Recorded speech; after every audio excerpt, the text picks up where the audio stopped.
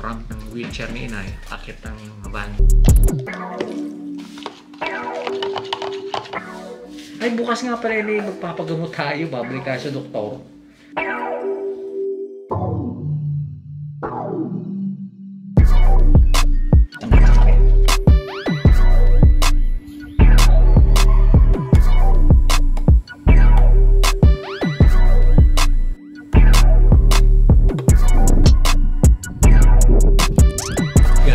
Dumating nga kami parcel galing sa Lazada, yung rampa ni inay, yung wheelchair ramp ni inay.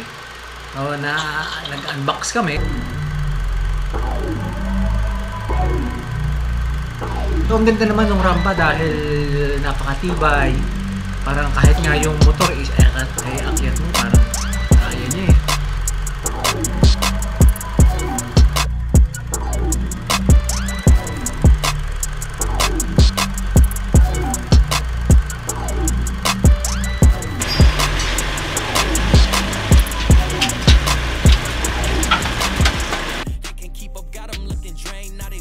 Nag-umpisa na naman ang araw namin ni inay. Nag-umpisa ang araw namin ni Sinay sa pag-exercise niya ng kamay.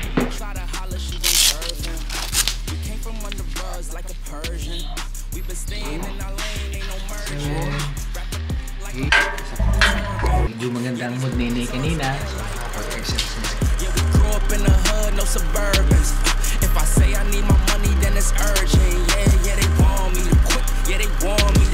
But as long as I'm alive, we gon' keep on making hits. Magandang gising ni inay. Oo, magandang gising ni inay. Magandang gising ni inay. Ano masasabi mo, inay? Ano masasabi ninyo? Yan sinasabi ninyo. Okay na naman ulit, nakakain na ulit si inay. Medyo alalay lang sa pagpapainom ng gamot. Kaya dahil siyempre lagi namin iniiwasan yung pagsasamid ni inay. Medyo dapat ma-manage namin yung pagsasamid niya. And din sinun yung mga kinakain pupunta sa baga. May epekto yun. So, pwede siya magkaroon ng tubig sa baga.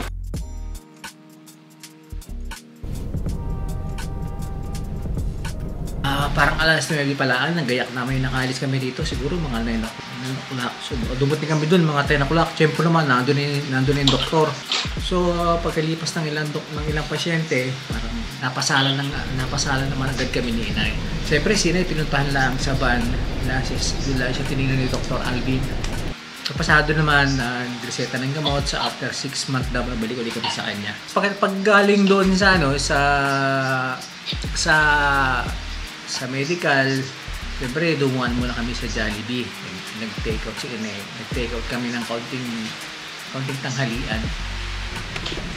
At siya namin pinagsalusaluhan din. Tapos naman nun, parang dumiretso rin pala kami sa laboratory dahil kinuhanan ng dugo si inay dito sa bayan para naman yun sa check-up namin kay Dr. Mercado, Dr. Rosalie.